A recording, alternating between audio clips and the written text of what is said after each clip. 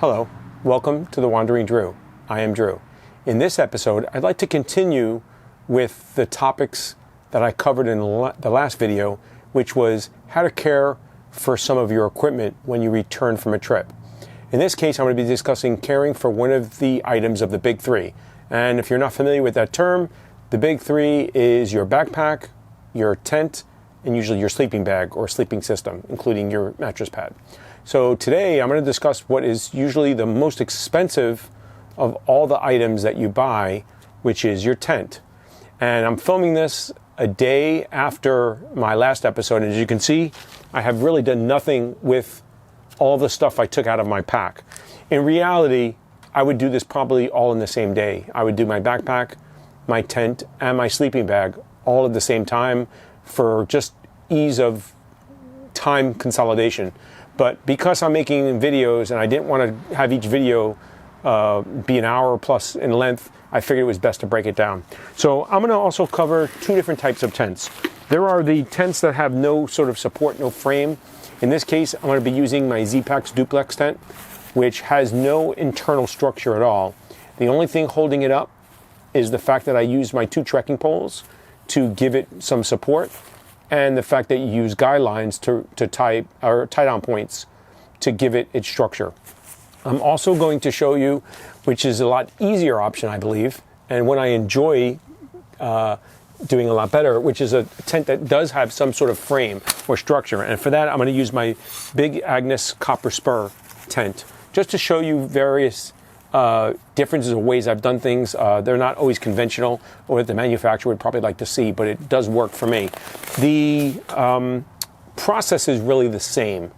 And if the weather's nice like it is today, it's warm, it's not really windy, that is a concern. You want to be careful doing this in windy conditions because these things are like giant sails and they will go flying. So if you put it out there and it's not staked down properly, it could blow away. I have seen people lose their tent to a lake. I have seen it go blowing down a meadow or a path. I've even seen, on a really windy day, a tent go airborne. I've seen it go airborne with gear in it, and I've seen it even go airborne with a small child in it. So you need to make sure that if it's really windy, you stake it down properly. Don't prop it up until you have it staked down, or pick another location or another day and time to do this. So obviously if it was raining, I'm not going to go outside to clean my tent because it's just going to get wet. It defeats the purpose. So that might be an occasion where you might, push this off to another day.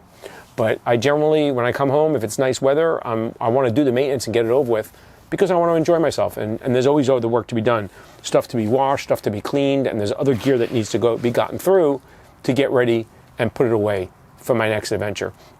So what I'm going to do now is I'm going to do the same thing I did with my backpack with the tent now, but I'm going to take it out in the grass over here. I'm going to set it up. And while I'm setting it up, I'm paying attention in greater detail because I'm not rushed and I don't have to basically get inside or use it. I want to take a look at all the straps, all the tie-down points, the guy lines, all the clips, the zippers. I want to see that they're all working properly. There's no rips or tears or anything frayed or any part of the tent that might need some attention in terms of repair, or I may need to contact a manufacturer, get advice at. I'm not usually going to wash or rinse off my tent to get rid of dirt, but I am going to wipe it down. It's really good to have some sort of bandana that you can use to wipe the dirt off of the tent. Whether you believe it or not, your tent gets quite dirty out in the woods or anytime it's set up to use. Even if you don't see it, there's dirt and dust that is caught on it. So you want to have something to wipe it down. If it's really dirty, you might want to use some water. If you really need to, I guess you could hose it down, or just using something, just plain water usually works best. Or once again, I mentioned the nylon scrub brush, like a small little brush that you can use to scrub out parts that are really, really dirty. But generally, unless it was raining and you set up your tent in some muddy conditions, that's not really necessary. So I'm going to relocate now into my grass, and I'm going to set up both these tents. Located out in my yard, I have my tent, and I had to get my trekking poles, which in this tent is a necessity. I'm not going to bother setting it up as rigid as I would out in the field. I just want to get the general structure up. So I'm going to set it up with all four corners staked out because that's what this tent really needs. And I'll use the two trekking poles at the doors, and I'll stake those out as well. And things you want to consider is obviously, once again, the type of weather.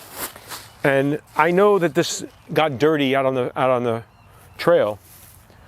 So I also want to look at the stakes. I want to make sure they're clean, especially if you have some that have, conduits or something in them, where they, like I use these. You can see, and here's a perfect example of things that you want to clean off. Here's a tent stake that I packed away, and you can see there's clearly mud inside of there. So I'm going to want to, now that it's dried off, you can see that it just comes right off and it flakes out. But that's what I have my bandana for. Usually when I clean off, when I take my tent down, I actually, wipe these down with it. But just in case I missed it, like I did on that one, or maybe I was in a hurry, I want to make sure that I clean all the stakes off. These Shepherd's hook ones generally stay a little cleaner, but there's a little dirt on side of them. So now I can take my time, wipe them down. There's some people that would probably even wash them. I'm not going to generally do that, but I am going to go through them, and I want to make sure I get all the dirt out of the bag as well, because every time I put them away, a little bit of dirt gets in that bag, and that collects in the bottom. And I just don't want to carry, one, I don't want the dirt in there, and two, it all adds up to weight. Grams and ounces all count. So what I'm going to do now is I'm going to stake it out. In unrolling it, generally you're going to see one side of the tent, and here's all the leaves and dirt. I try to be careful and wipe it down as I pack it away, but you can see there's leaves and there's dirt that get caught on the bottom, especially when it's wet. Because it's wet, dirt, leaves, debris will stick to the bottom of the tent. But once it gets dry, that usually just flakes right off. And you can see right here, there's some leaves and stuff coming off of this. And it doesn't feel too damp to the touch, which I'm happy.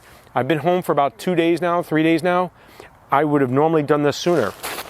I have been known to do this while out in the field, while hiking, if I'm not going straight home.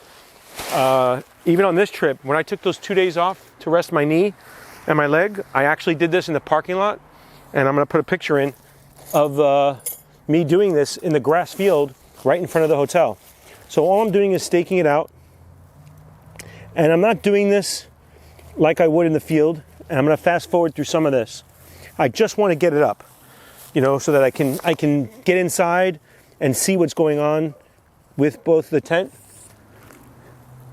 and the exterior. And fortunately, these tents have no rain fly, so there's one less thing for me to worry about while I'm doing this. I'm being careful because I have a corded mic, so I'm trying not to trip myself up. And it doesn't have to be perfect. This is, fast and loose. I'm doing it from one side so that you can see the doors. I want you to be able to see the doors because we're going to be going inside the tent to obviously clean out the inside.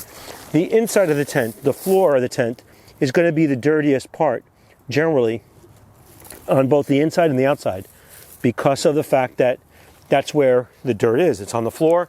Well, every time we step into the tent, every time we step out of the tent, generally we're bringing some dirt in to the bottom of the tent. So, and this is how I would normally set it up in the field. I use the regular shepherd's crooks for the corners, and I use these two groundhog stakes, I think they're called. They're groundhogs from MSR. They're very light, they're aluminum. They're a little thicker. I use these for the pieces that go by the door because that's where I feel I put a little extra stress and I want that extra power to hold it into the ground. Because as I go in and out of the door, I feel I'm pulling on these strings or cords that hold it. So let me just get on this side first. Let me leave that one there. And very simply, and you can see I'm taking my time, I'm not in a rush, but this tent goes up quite easy and fast. This is the far side. I set it up a little differently the last day because it wasn't as windy. It was windy in the morning, but it died down quickly. So, and I'm going to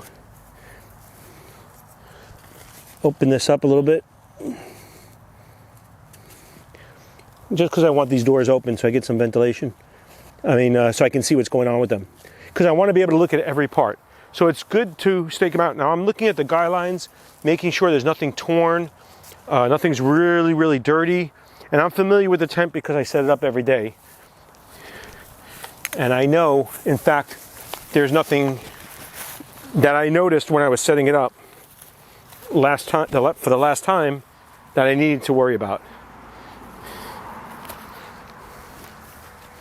So this is how it would normally be set up in the field, something just like this. This stakes down in here. If you're not familiar with the Z-Pack product, this is probably a little higher than I would normally mount this. And then these would clip onto this bottom piece here. But I'm not going to do that because I want to go in here. So I'm just looking at it and I can feel it's pretty clean. And I look at it, I'm not getting any dirt on my hands. So what I'm going to do now is I'm going to open up these doors and I'm going to show you the general cleaning that takes place for me. And how I go about doing that. And the things that I'm looking for.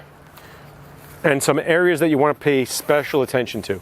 Okay, so I'm back in the tent and I'm going to be zoomed in a little bit so you can see certain details. And being that I'm zoomed in, you probably won't see me in the picture as much, which probably is an improvement to normally. The areas that I want to pay attention, at least on my tent, is this screening. You can see where there's been damage in the past and Z-Pack's actually fixed it. These get pulled a lot or things get caught on them as you go in, much like the webbing or that netting that I have on my backpack. I want to wipe down the bottom because that's generally where all the dirt is going to be every time you get in and out, just wind and dust blowing through. Key places that I pay attention to are the top of the rain fly. If there's a lot of blowing wind or dust, and especially if you have moisture in the morning, you'll have dirt on there. And I'll go into that when I pull back a little bit. But on the floor, you can see areas that I pay attention to are right here, because generally this gets folded out for you to get in and out, depending on what side you use. If you use one door or two doors, you'll generally have that is going to contact the ground all the time, because what most people do, and myself included, okay, for this area, what most people tend to do is they get in the tent, they're generally going to come in here, they're going to put in, and you have your boots outside because you don't want to get it dirty. So what you tend to do is, you tend to use this, and this is a bathtub, so it would sit up. But because I'm trying to not get it dirty, I tend to lean on it, and it comes in contact with the ground. So this is an area that very frequently gets dirty. If you happen to have rain while you're out camping, the water will splash down and splash mud and water and dirt onto your tent, and you'll frequently have dirt on the bathtub section on the outside. So this is an area that I like to go through, and especially if I see visible mud, I wipe it down. Other than that, there's not much I'm really looking for. Generally, you'll find dirt collecting in the bottom or the corners. I try to keep my tent clean as I go along, but you can see when you climb in and out, that part is definitely getting dirty. The big thing I want to make sure is that there is no moisture. Water is very bad for a tent, depending on the material. This is DCF, so it's good, but if you get moisture into like nylon or sil nylon or anything like that, you're going to have, even on this, if you leave it packed with moisture, you will get mildew. I'm not noticing too much dirt in here, which I'm really happy for. I'm noticing this part right here is stained. I'm just going to wipe it a little bit. If I can, if I felt like I needed to, I would put some water on this, just plain water. I'm seeing, but there are, I don't know if it's possible for you to see, but I'm going to collect all this dirt that's in here. And the good thing is it's all loose and dry, so nothing's wet. But what I'm going to do is I collect it all in one area, and I'm going to try and take it out. An easy way to do this also is to get a small little soft bristle broom, and you can sweep it all out, or I've been known to vacuum it up. But I just want to show you, this is some of the stuff that I'm taking out, and this is just small little debris, little leaves, pieces of dirt, twigs, all these things, and there's still plenty more in here, unfortunately. So it's just the longer you're out, the more you're going to get dirt. A bandana will help. If you moisten the bandana, it will pick the dirt up, much like a rag on a table. So all I'm trying to do is get most of the dirt out. And if I need to, what I can do is, and I'm looking at the corners, and like I said, this is an area that I'm looking at. I'm just looking around for dirt. If I find any large pockets, or if I can, I try to collect it all in the low spot. So I tip up this, all the dirt will generally slide to one spot. And then what I can do is, using that, I can either take it out, make it spill out, or if, let's say the dirt's here, I can use either my cloth or just my hand, then tip it over into my hand and then dump it out. And that gets most of the dirt out. And this is pretty good, and I would be probably satisfied with this and pack it up. In terms of the interior, I'm not going to worry about it too much. Just got a little bit here, I'm going to try and get out. And that's what the beauty of this, because if it's loose, I have room and I can lift it up and I can actually get all that dirt out. And this is not hard to do. The bottom of the tent I'm going to address as I roll it up. So you're not worried about the outside now, you're worried about the inside. So to me, the inside is good. I see all the screening, all the zippers. I want to check them, much like on the backpack. The other thing I'm also doing is I'm looking at the zippers. I'm checking to see that the zippers are all working. They're not sticking, they're not getting caught on themselves. There's no problem with the zipper and the teeth. If I notice there's a lot of dirt on one of the zippers, if they get mud or dirt, much like the backpack, I'm going to try and clean that off. A nylon brush will work well, my bandana will work well, and if I need to, a little bit of water will help dissolve that dirt and clean it out. You just want the teeth to be free of any debris, because that will clog them up. If, once again, I feel they're sticking a little bit or they need to be lubricated, I would go with something that's neutral, non-fragrant. Once again, I'm going to advertise this. This is a bee wax. You don't have to use this product. You can just buy beeswax at a local farmer's market. Just make sure it's not fragrance. You can use a candle, like a regular wax candle, will work fine. You don't have to buy anything special. Just whatever you're going to do, if you're going to use a candle or wax, just make sure, if you can, it's unscented. And you want to try to avoid, obviously, dyes if you can, because you don't want to influence. So that's why natural beeswax is a good product. And I use that. And that's made specifically for zippers. They use it in dry suits, but obviously it'll work on here. And I just want to rub a little bit along it, and then I just work it in the zipper up and back, and it spreads it out. It also lubricates the zipper, keeps it clean, and it also helps waterproof it slightly. So I'm not putting that much in there. There are other products that you can use. I know some people use graphite. Some people have even used soap. You can use a bar of soap. Once again, pick something that's neutral, not a lot of fragrance, maybe like an ivory that doesn't have any fragrance with it. And you can just scrape a little off, if you run the teeth along the soap, it'll just pick it up in the teeth naturally, and then you can just work it in. I'd be careful to use anything that has any oil or fat or, so even if you're using something like a graphite, which is generally good for like locks, because it doesn't have oil, it doesn't attract dirt, I'd be careful about using it on my zipper because it will leave like a black staining on anything that comes in contact with it. But it's an option you can use and then wipe it down. Some of it will remain on there and it'll help lubricate it without giving it an oily, greasy feel. And it will not attract dirt or debris to stick to it like a WD-40 would or something else.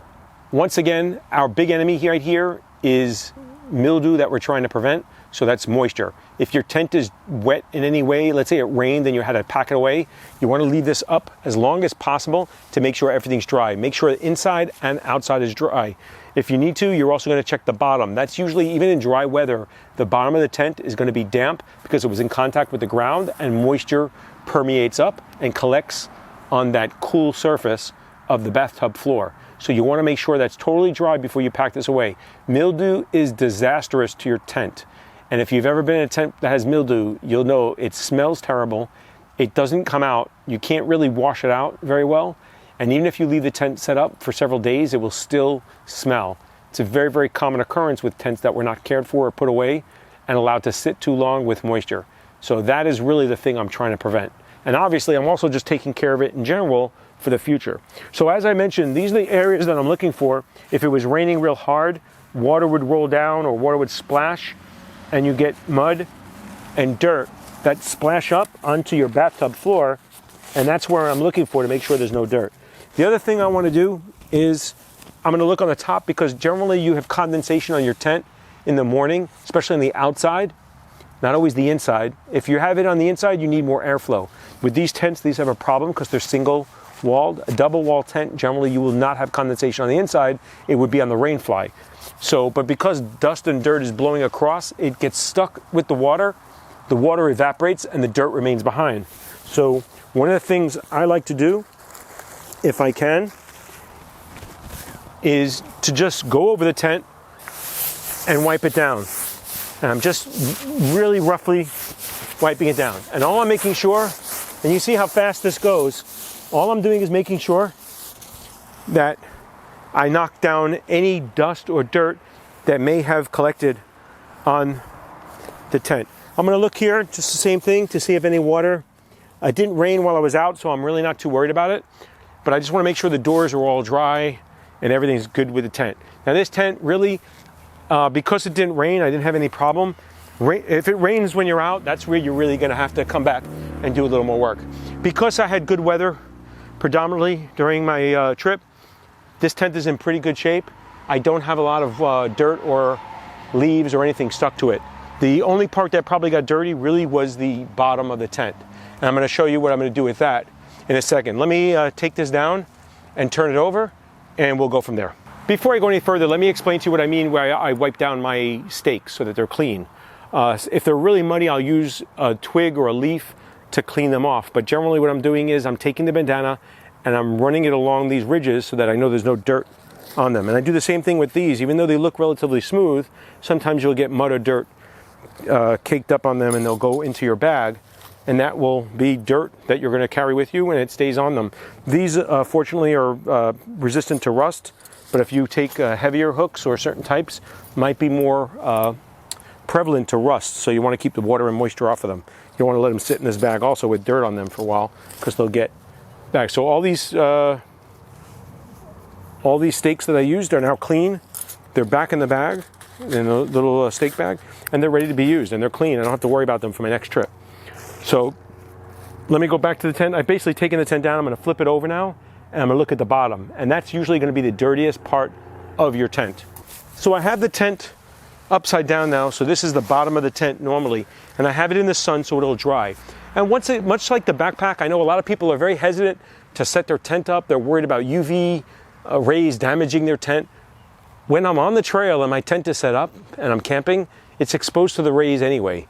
I don't think that exposing it to the rays for this 20 or 30 minutes, maybe 15 at the most usually, if it's really clean, it doesn't take me very long to do this, 5 or 10 minutes. It's taking me longer because I'm explaining it and stopping, but I would have been done already a long time ago. So I don't think that the 10 or 15 minutes that it takes me to set up the tent and dry it out, and drying it is a very important thing. I can't stress that enough. Once again, mildew is your enemy. I don't think that exposing it to the sun's rays for these 10 or 15 minutes is really going to influence the lifespan of your tent that drastically. All I'm doing here is I'm making sure it's dry.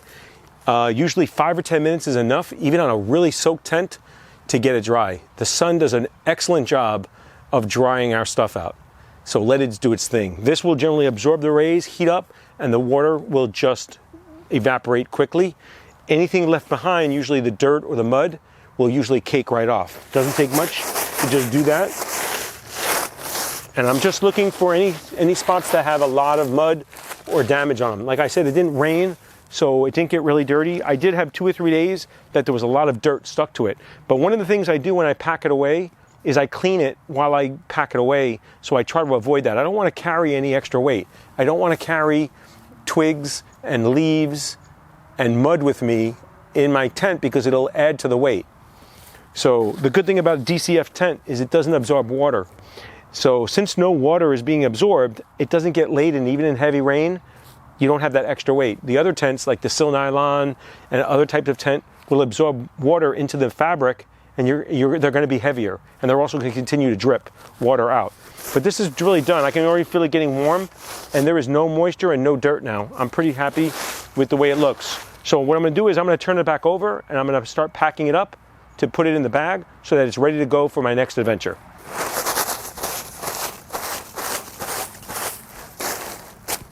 Here's the only spot that I found that had a little dirt on it, and you saw I just scrubbed it a little bit with the bandana, and it's come totally clean. It was just dried, caked on dirt. Okay, so I've basically folded it into 3s, which for this tent is what seems to work. One of the things you really want to watch out for is making your tent longer than your bag. So you want to use your bag as a guide on how long or wide it should be. So I noticed that this tent, basically thirds or even quarters will work. And what I do is you start at one end. If I had poles, like I did with my other tent, I would do it differently. Sometimes you put the poles in the inside, but I just start rolling it.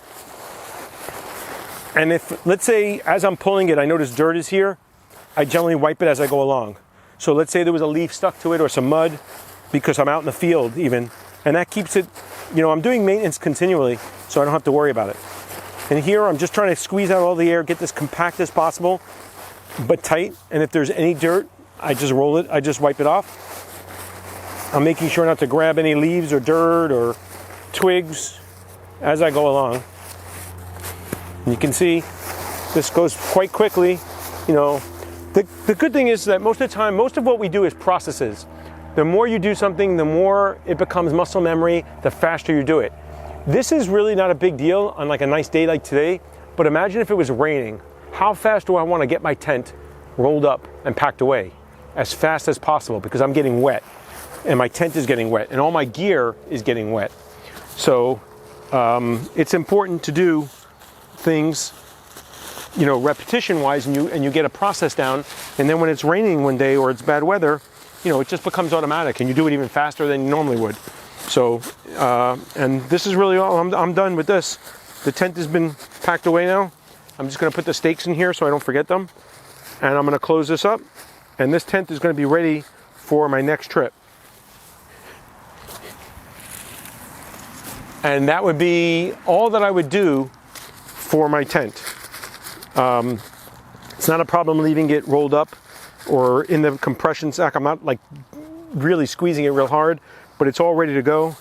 This is ready to go on its next adventure. I can pack this away in my gear. If you did notice anything like a guy line that was maybe pulled out or ripped or torn or is fraying, try to remember to replace it.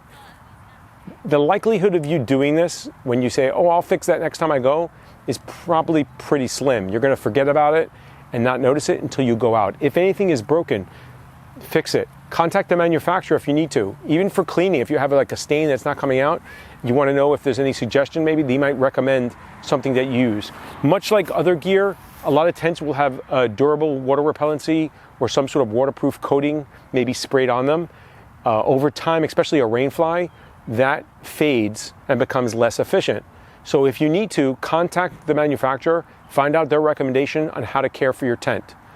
A lot of them may have it in the FAQs or frequently asked questions, but if not, email them directly. The big thing to pay attention is any guidelines, any clips, things like that that are cracked or broken. Contact the manufacturer, find out best how to take care of your tent, what is good for the waterproof coating, what won't damage it, and even more importantly, what will refresh that or make it work again like it used to. I have one tent that I actually sent back to the manufacturer and they resealed it for me and recoated it, at no cost. All I had to do was ship it to them. That is a win for me, and I think good customer service. So a lot of these companies support you and their product long after the warranty is up.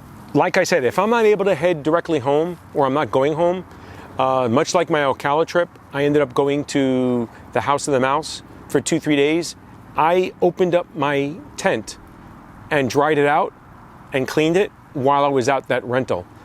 Even on my last trip on the Benhodi Trail, when I took 2 days off, and I have pictures, I think I mentioned already, but I opened up the tent because it was wet and damp, and I dried it out in the sun in front of the hotel.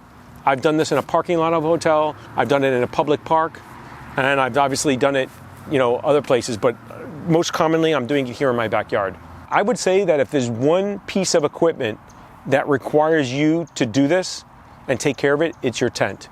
It to me is the most vulnerable to mildew and mold. And if I have no other piece of equipment that I'm going to give attention to, it's going to be my tent. I do this without fail because I know the results of forgetting to do it. Okay, I'm back out here now again. I'm going to do the same thing I just did, but very briefly. I'm going to set up my copper spur tent. This is a tent that has a frame. It has poles, whether they're metal or fiberglass, depending on your model, will be a little different. But these tents are a little bit easier in terms of getting the dirt out because you can actually lift them up and shake them out. And I'll illustrate that. I'm sure the manufacturer probably doesn't like this, and as long as you're not too aggressive with this, I've done this on numerous tents over the years, from scouting days all the way on up, and I've never had anything break or snap on me. The big thing is make sure it's not a very windy day, and 2, to not be overly aggressive. And the tent needs to be empty. Nothing should be in there. So I'm going to set this tent up, and then I'm going to show you what I mean. And it's been a while, probably at least a year since I set this tent up, so bear with me. I think I'm going to fast forward while I do this. Okay, I finished setting up the tent. Like I said, it's been a while since I set this up. I'm going to do the same thing with this tent that I would do with my other tents. These are the areas that I'm going to pay attention. Down here, where generally you would get mud or dirt splashing up onto the bathtub, the bottom of the bathtub floor, the vertical surfaces, when it drips off the rainfly or just comes off of trees with a little bit more larger drops than you would normally get during other rain or a really heavy rain. What I like about these, this is the same thing. These areas here, generally you get in the door, you sit here, you put on your shoes, you put off your shoes, you may be talking to someone, you may even cook out here. Like I do sometimes, I end up cooking in here, especially if you have an overhang during bad weather, just to stay out of the wind sometimes. So these areas generally tend to get dirty. This tent has been cleaned out before it was put away, so I'm not worried about it having dirt. But one of the things I want to do is show how I rapidly get any dirt and debris out of a tent like this. The good thing about this, and once again, you don't want to do this if it's windy, it would be staked down, but it's not staked down. And you can see that it's quite easy for me to lift the tent up. It's very light and it's easily maneuverable. So what I generally do is I make sure here I have this out of the way, and I'm going to show you basically what I do. And I've never had a problem with this. I'm sure the manufacturer probably has a heart attack watching this, but generally what I do is you can just shake it. And this is like a big sail, so once again, if it's windy, I can't caution you enough, be careful because it could put a lot of stress on it. But because there's no weight in here, it's very easy to get all that dirt out. And you can just, tip it one way and then tip it one way, the other way, and all the dirt that gets caught in the corners will generally fall out the door, back to nature or the grass where it belongs, or the ground, and I'm done. And that's all I need to do. And then once I'm done, I can go through there and look to see if there's anything that's dirty or needs to be addressed. But other than that, that's pretty much it. Once again, I'm checking the zippers, I'm checking all the clips. Things of note on a tent that has poles, you want to be careful that none of the sections are cracked. The clips that things go onto are not cracked. One of the problems I'm having with a tent like this, and especially this one's been sitting, I have not used it in well over a year. And you can get replacement. These are aluminum. Sometimes they're graphite or fiberglass poles. You can order replacements. One of the problems that I'm having in this particular tent, which I just noticed when I was setting it up, is the shock cord. The shock cord is the cord that's in the middle. It's basically an elastic type cord that helps keep the poles lined up and makes it easier for you to put the segments together. So for instance, it would stay like this. So this way, each pole, they're all tied together so you can't lose them unless you lose all of them. And you're not sure which one, if it's 3 or 4, does this one go in the middle or the end? They're already put together. And if you really do this and kind of shake it around, they'll almost go together on their own. The problem I have over time is the shock cord loses its elasticity. And you can see this one is not as tight as it could be, but it generally goes together. If I show you the cords that are down here at the bottom, you will notice quite a difference in the elasticity of it. And this one has lost its elasticity, and it makes it quite hard to put together. I'll show you that once I disconnect it from the tent. One of the problems with these type of tents or the fiberglass poles, you can get splinters or cracks. They can be duct taped.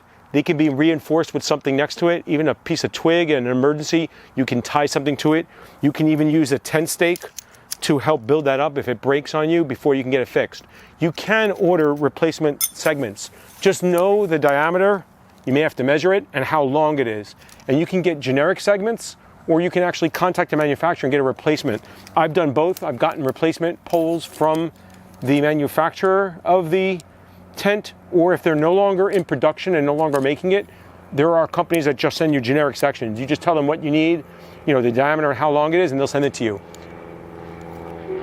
One of the problems over time I have with these is the cord, the shock cord gets stretched out and it no longer is elastic. And you can see that with this one. See how it's not snapping back? So it makes it very hard to put together like this. This cord honestly needs to be taken apart and probably drawn in to make it tight again, because it's no longer having elastic tension, which makes it very hard because, it's not so bad now. I mean, I got to kind of feed it in, which makes it challenging to do. I can't put them together. Either the cord gets in the way, or like if it was raining and I was out here in the rain, I don't want to spend 3 minutes trying to get my cord together. I would probably actually cut that and just put it together, which now it's not together. And there's a risk of losing the pieces or forgetting what goes in where, because all these segments are not the same size. They're very unique to where they go. So if you are going to order replacement segments and you have to cut that string or that rope, number the pieces or lay them out in the exact order and make sure you run that shock cord exactly through it the way you took it out. All these things can be purchased online, either by generic or from the manufacturer. I would not probably contact, Big Agnes to get a new poles if my poles are good, unless they're bent or cracked or broken.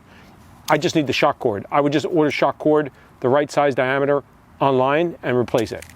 And that's really a very quick and easy fix as a maintenance item. So that's something I'll probably be doing with this tent in the future. I didn't open up the rain fly because I really don't want to put it together. This is a footprint that goes on the bottom. So instead of the bottom of the tent getting dirty, the footprint gets dirty. So I clean the footprint like I would the bottom of the tent. Lay it out, let it dry, wipe it down.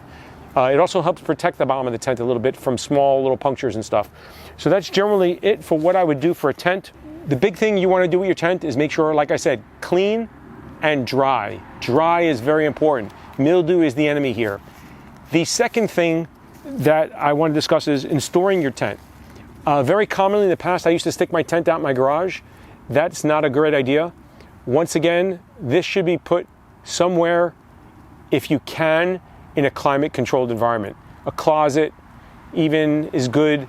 It can be stored compressed in a stuff sack. It's better if it's not, but honestly, I've never had a tent just loose like that. As long as it's clean and dry, it will be fine. You'll notice though, over time, parts of it fail. The weather stripping, sometimes the seams that are taped need to be reconditioned. Once again, get in touch with your tent manufacturer, find out how to do that, what product they recommend. There are several different types and various ways to do that. You want to make sure you're doing the right one for your tent based on the material and what will bind with it. Follow their directions. Like I said, also reach out to them, see if it's something that they provide. Even if it's a small fee, it might be better to have them do it, since they do it all the time, than you do it alone. It is a DIY project that is possible for you to do, but sometimes it's better left to the professionals. If it involves actually using seam tape, I'm not messing with that. I'm gonna let the professionals do it. If it's involving spraying on a coating, it's probably easier and cheaper to honestly let them do it than do it yourself. But you'll definitely know your product if you do it yourself.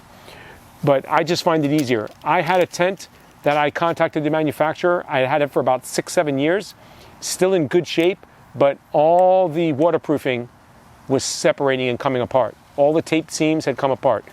I sent it out to them, and for no fee at all, they actually recoated it, retaped it, and sent it back to me. So the only cost involved was the cost of shipping the tent to them, which probably was like 30 or 40 bucks. I can send it bulk mail. It's not important that it gets there fast. It just has to get there. So if it takes a week to get there, I don't care. I don't have to send it first class and send it overnight. I sent it at a bulk rate. It was a little cheaper, but it was still expensive because it was oversized and heavy. But the tent came back to me within probably 3 weeks, and it had been cleaned and waterproofed by the manufacturer. And it's now still being used. One of my trips, my son used it. So that just goes to show you your options. Take care of your tent, and your tent will take care of you. Don't neglect it. Don't put this off. Put that tent in a corner and forget about it at your own peril. If you do notice any holes or tears, repair them as quick as possible. Get an appropriate patch it, and waterproof the seams to make sure it doesn't leak. The last thing you want to do is be sleepy and wake up with some water dripping on you, or realize my sleeping bag is wet. Why is it wet? And realize that your tent has failed. And eventually, there's a cost prohibitiveness. They're not going to last forever. Eventually, I'm going to have to get rid of these items. I'm going to have to replace them. The good thing is they'll come out with better products probably. Hopefully, they'll be lighter and more durable and new to me. But eventually, I know this tent is no longer going to service me, and I'm going to have to replace it. Build that in. Plan for that. They're not so expensive that they can't be replaced. Doesn't mean I want to go out and spend money, wantonly. So if I take care of it, it will last me a long time and I'll get my money's worth out of it. But eventually, like anything else, it's going to need to be replaced. So that's going to be it for today's episode, taking care of your tent. If you have any comments or thoughts, something I missed, something maybe you do, something that we can all learn from, or perhaps add to the conversation, please leave a comment below. If you like what I'm doing, please click on the like button and consider becoming a subscriber if you're not already. I want to thank you once again, as always, for taking time out of your day to watch these videos. I appreciate it. Thank you once again. Till we meet again.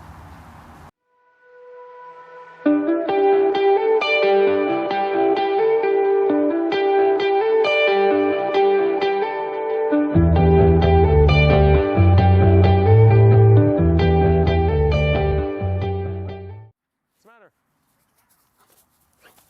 There was some...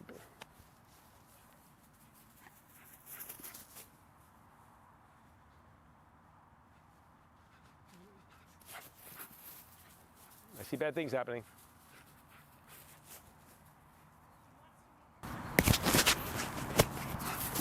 It is a DIY product that you can do.